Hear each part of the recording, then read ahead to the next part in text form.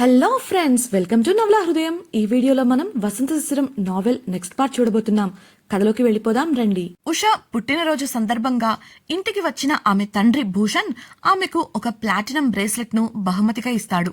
దాంతో పాటు మరో బహుమతిని వారంలో అందిస్తానని హామీ ఇస్తాడు. బట్టలు ఆరవేయడం కోసం మేడ మీదకు వెళ్లిన వసుంధర అక్కడ నిద్రపోతున్న వసంత్ శిశిరలను చూసి సంతృప్తిగా ఉంటుంది. బలవంతంగా ఎవరైనా వస్తారంటూ వసంత్ను గదికి తీసుకొస్తుంది శిశిర. ఆమెకు తనను నిద్రపోనివ్వమని చెప్పి ముడుచుకొని పడుకున్నాడు వసంత్. స్నానం చేసి వచ్చిన శిశిర డ్రెస్ వేసుకుని సిద్ధమై తల్లికి సాయం చేయడం కోసం కిందకు వెళ్తుంది.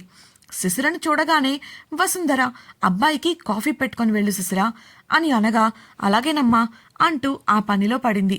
అప్పుడే ఓరగా శిశిర వంక చూసిన వసుంధరకు మెడవంపులో ఉన్న గాయం కనిపించి అది ఎలా జరిగిందో ఊహించి మళ్లీ ముసిముసిగా నవ్వుకుంది. తనను చూసి తల్లి అలా నవ్వుతుంటే ఎందుకు అంతలా నవ్వుకుంటున్నావమ్మా అని ప్రశ్నించింది శిశిర.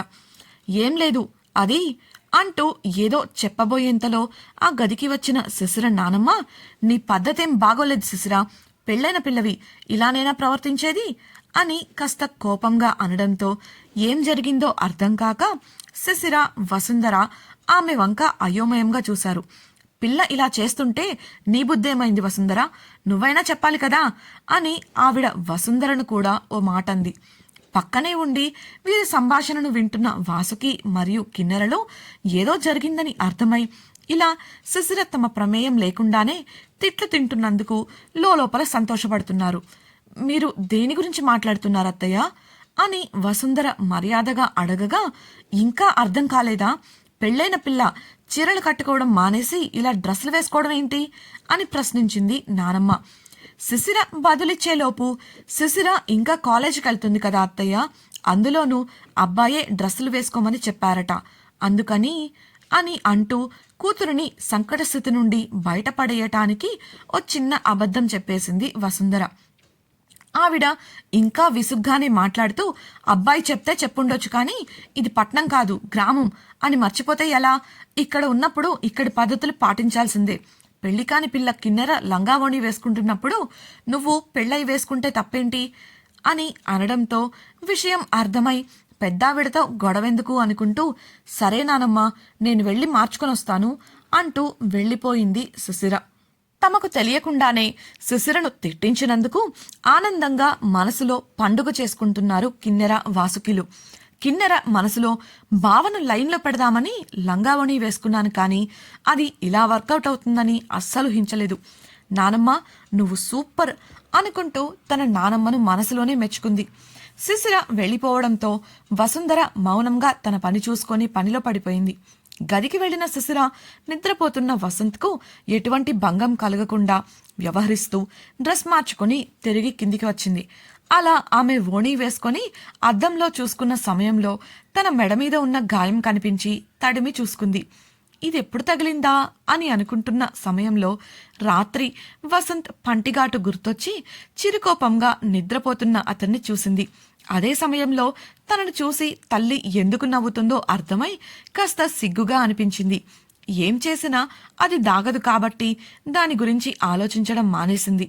పనులన్నీ పూర్తి చేసుకొని ఇంట్లో అందరూ తిన్న తర్వాత తాను కూడా తిని వసంత్ కోసం కాఫీ టిఫిన్ తీసుకొని గదికి వెళ్ళింది.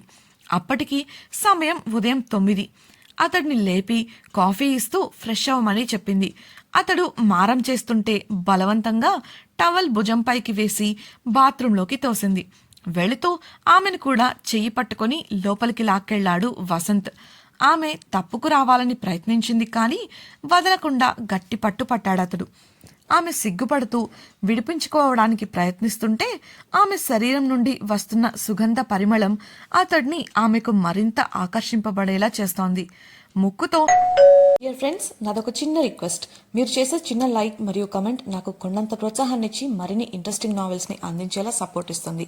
అలాగే ఛానల్ సబ్స్క్రైబ్ చేయడం మరవకండి ప్లీజ్. ముక్కుతో ఆమె మోముపై ముగ్గులు వేస్తూ గుసగుసగా, you smell so good today, చాలా స్మూత్ గా ఉన్నావే వెన్నెలా అన్నాడు. ఆమె మెడవంపుల్లో తలవాల్చి ఆమె శరీర గంధాన్ని ఆస్వాదిస్తూ ఉన్నాడు. శిశిర తడబడుతూ అది సున్నిపిండి వాసన, ఇక్కడ అదే వాడతాను అందుకే అని చెప్పగా ఆ పరిమళానికి ఇంకా టెంప్ట్ అవుతూ కంట్రోల్ చేసుకోలేక ఆమె మెడపై మరోచోట గట్టిగా కొరికేశాడు. ఆమె నొప్పికి అరిచి అతని ఛాతీపై కొడుతూ, ఏం పని ఇది వాసుగారు, రాత్రి చేసిన పనికి అందరూ నన్ను చూసి నవ్వుతున్నారు, కవర్ చేసుకోలేక చస్తున్నాను అంది విసుగ్గా. అతడు చిలిపిగా, అయితే కనిపించకుండా కొరికితే సరి అంటూ దగ్గరకు రాగా తడబడి అతడిని వెనక్కు తోసి వేగంగా ఆ బాత్రూం నుండి బయటకు వచ్చి తలుపు వేసేసింది. రోజురోజుకి ముదిరిపోతున్నారు అని అనుకుంటూ వసంత్ కోసం బట్టలు సిద్ధం చేసింది. స్నానం చేసి వచ్చిన వసంత్ మంచంపై కూర్చొని ఆలోచనలో మునిగి ఉన్న శిశిర దగ్గరకు వెళ్లి తడి తలను విదిల్చాడు. నీటి చెనుకులు మీద పడటంతో తల ఎత్తి చూసిన ఆమెకు టవల్ చుట్టుకొని తల విదిలిస్తూ నిలబడిన వసంత్ కనబడి తడబడి చూపు వాల్చేసింది. డ్రెస్ అక్కడ పెట్టాను, వేసుకోండి అని అతడి వంక చూడకుండా తాను బట్టలు పెట్టిన చోట వేలితో చూపిస్తూ అంది. వసంత్ కొంటెగా ఆమె భుజాలపై చేతులు వేయడంతో ఆమె ఊపిరి వేగం పుంజుకుంది. వేసుకుంటాలే కాని ఏంటో మేడం గారు సుదీర్ఘాలోచనలో ఉన్నట్టున్నారు అడిగిన వసంత్కు అది తర్వాత చెప్తాను, ముందు మీరు డ్రెస్ వేసుకోండి ఇబ్బందిగా కదులుతూ చెప్పింది శిశిర. అతడు నవ్వి, అయితే నాకు తల తుడువు, లేదంటే డ్రెస్ తడిచిపోతుంది అంటూ మంచంపై కూర్చోగా విసుగ్గా చూస్తూ మరో టవల్ అందుకొని అతడి తల వేగంగా తుడిచింది శిశిర. వసంత్ డ్రెస్ చేంజ్ చేసుకొని వచ్చి కూర్చోగా అతడికి టిఫిన్ వడ్డించింది. ఇప్పుడు చెప్పు అని వసంత్ తింటూ అడగడంతో, ఏం లేదు, రాత్రి నిద్రపోయేటప్పుడు మీరు నాతోనే కదా నిద్రపోయారు, మరి తెల్లవారేసరికి నా కాళ్ళ దగ్గరికి ఎలా వెళ్లారు అని ప్రశ్నించింది. అందుకు వసంత్ రాత్రి జరిగింది గుర్తు చేసుకున్నాడు. వసంత్ నిద్రపోయాడనుకుని మంచినీళ్లు తాగి నిద్రలోకి జారుకుంది శిశిర. ఆమె నిద్రపోయిన 5 నిమిషాలకు కళ్ళు తెరిచిన వసంత్ లేచి కూర్చొని ఆమె వంక ఆరాధనగా చూశాడు. నిద్రపోయేటప్పుడు కూడా క్యూట్గా ఉంటావే రాక్షసి, నన్ను ఇంతలా టెంప్ట్ చేసి నాకు నిద్ర పట్టకుండా చేసి హాయిగా నీకు నిద్రలా పడుతుంది అని నవ్వుకున్నాడు. నువ్వు నాకోసమే ఇవన్నీ చేస్తున్నావని నాకు తెలుసు.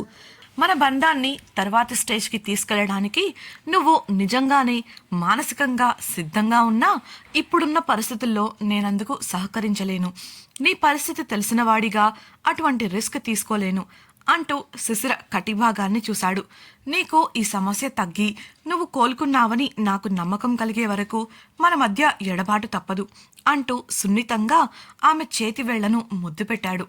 అప్పుడే గాలికి పాదాల వద్ద ఉన్న చీర ఎగురుతుంటే దాన్ని సరిచేయాలని ప్రయత్నించి విఫలమయ్యాడు.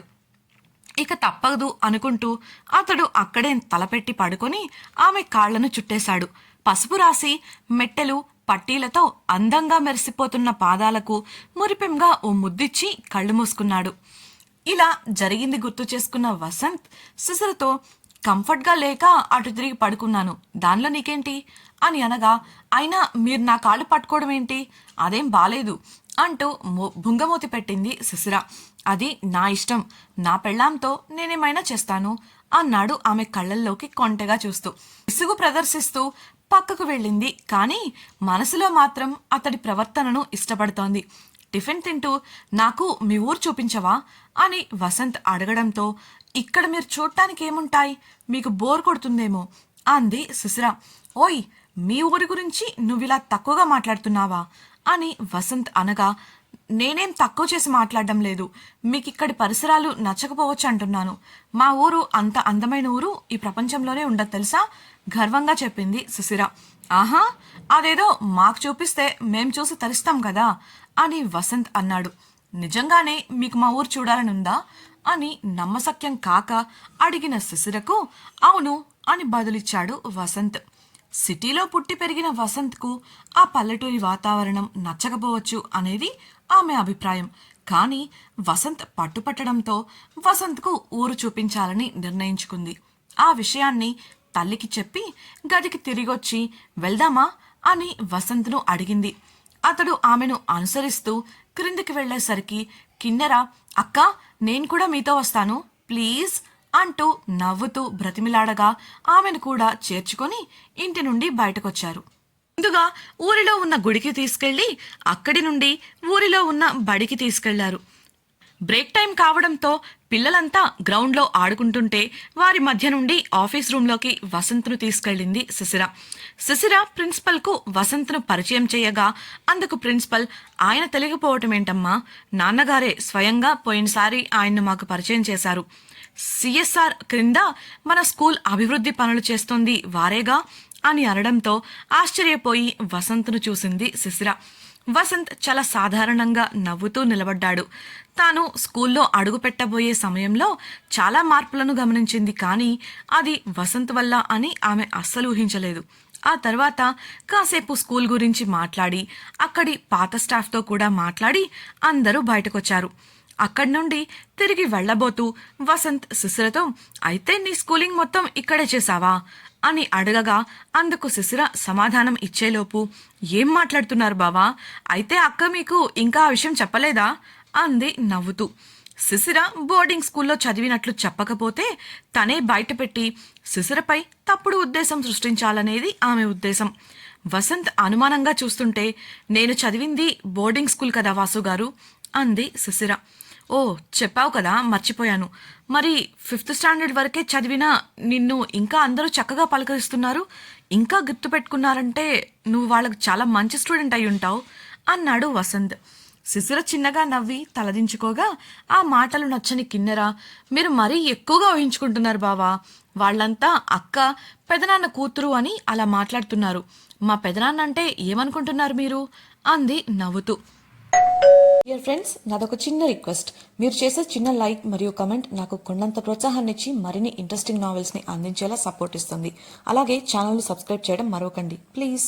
అందుకు శిశిర పెద్దగా పట్టించుకోకుండా ముందుకు నడుస్తుంటే వసంత్కు మాత్రం తేడాగా అనిపించింది. కిన్నెర ముఖంలోని భావాలు ఆమె కళ్ళల్లోని భావాలతో అస్సలు మ్యాచ్ కావడం లేదు. శిశిర మౌనంగా ఉందంటే బహుశా కిన్నెర మంచమ్మాయే అనుకుంటూ ముందుకు నడిచాడు. ఉన్నట్టుండి కిన్నెర మెల్లిగా వసంత్కు మరోవైపు వెళ్లి నడుస్తుంది. ఇప్పుడు వసంత్కు ఓవైపు శిశిర ఉండగా మరోవైపు కిన్నెర ఉంది. కాస్త ముందుకు వెళ్లే సమయంలో రాయి తగిలి ముందుకు పడబోయినట్లుగా వసంత్కు తగులుతూ క్రింద పడబోయింది కిన్నెర. ఆమె ప్లాన్ తెలియని వసంత్ కూడా ఆమెకు సాయం చేయాలని గబుక్కున భుజం పట్టుకొని పడకుండా ఆపాడు. శిశిర కూడా ఆమెకు సాయం చేయాలని ముందుకొచ్చింది. ఆమెకేం తెలుసు, అదంతా తన భర్తను వలలో వేసుకోవడానికి చెల్లెలు వేస్తున్న వేషాలని. జాగ్రత్తగా చూసుకోవాలి కదా కిన్నెరా అని శిశిర అనగా సరే అంటూ నిలదొక్కుని నిలబడింది ఆమె. అందరూ ముందుకు నడుస్తుంటే కిన్నెర వారికి ఒక అడుగు వెనుక నడుస్తూ వసంత్కు లైన్ వేయడం మొదలుపెట్టింది. కొంతసేపటికి ఊరి చివరన ఉన్న చెరువును చేరుకోగానే ఉత్సాహంగా వసంత్ చేయి పట్టుకొని, బావా అలా చూడండి, ఇదే మా ఊరి చెరువు. దీనికి ఒక స్పెషాలిటీ ఉంది తెలుసా, వేసవిలో ఎంతలా ఎండ కాసినా మా ఊరి చెరువు మాత్రం ఎండిపోదు అని చెప్పింది. వసంత్కు ఆమె మాటలు మామూలుగా అనిపించినా ఆమె అంత చొరవగా చేయి పట్టుకోవడం కాస్త అనీజీగా తోచింది. వెంటనే ఆమె చేతిని మెల్లిగా విడిపించుకుంటూ, ఓ బావుంది మొహమాటంగా అన్నాడు. కిన్నెర మళ్ళీ అతడి చెయ్యి గట్టిగా పట్టుకొని, మా ఊరిలో ఎండాకాలంలో కూడా పంటలు పండడానికి ఈ చెరువే కారణం బావా. వేసవిలో ఇక్కడికి వచ్చి కూర్చుంటే చాలు, వాతావరణం ఎంత వేడిగా ఉన్నా ఇక్కడ గాలి చల్లగా వస్తుంది అంది చెరువు వైపు చూసి నవ్వుతూ. వసంత్కి ఇబ్బందిగా అనిపించి ముందు శిశిర ఏమంటుందో అన్నట్లు అటువైపు చూడగా ఆమె అప్పటికే చిరుకోపంగా చూస్తూ కనిపించింది.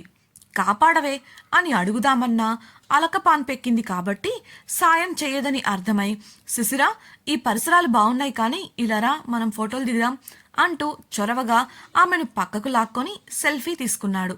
ఒక ఫోటో క్లిక్ చేశాడో లేదో కిన్నెర అమాంతం అతడిని అతుక్కుపోతూ నేను కూడా అంటూ వచ్చేసింది ఫ్రేమ్లోకి. ఇలా అయితే కాదని ఒక పిక్చర్ తీసి ఫోన్ కిన్నెర చేతికిస్తూ మా ఇద్దరిని నువ్వే పిక్చర్స్ తీయమంటూ తెలివిగా ఆమెను తప్పించాడు. శిశిరతో కలిసి రకరకాల ఫోజుల్లో ఫోటోలు దిగి అక్కడి నుంచి కదిలారు. అలా వెళుతున్న సమయంలో కిన్నెర వసంత్కు దగ్గరయ్యే ఏ ఒక్క అవకాశాన్ని కూడా వదలకుండా తాకడానికి ప్రయత్నిస్తూనే ఉంది. వసంత్కి అది కాస్త ఇబ్బంది కలిగించినా చిన్నపిల్లలే అనుకుంటూ మౌనంగా శిశిరను అడిగి ఊరి వివరాలు తెలుసుకుంటున్నాడు.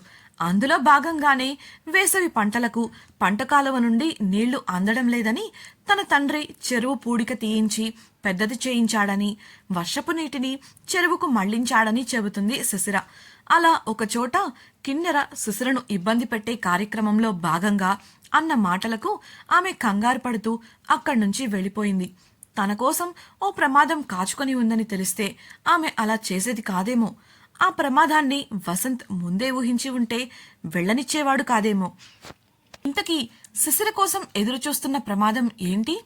దాని నుండి ఆమె తప్పించుకోగలదా? కిన్నెర అసలు రూపం బయటపడుతుందా? తెలుసుకోవాలనుకుంటున్నారా?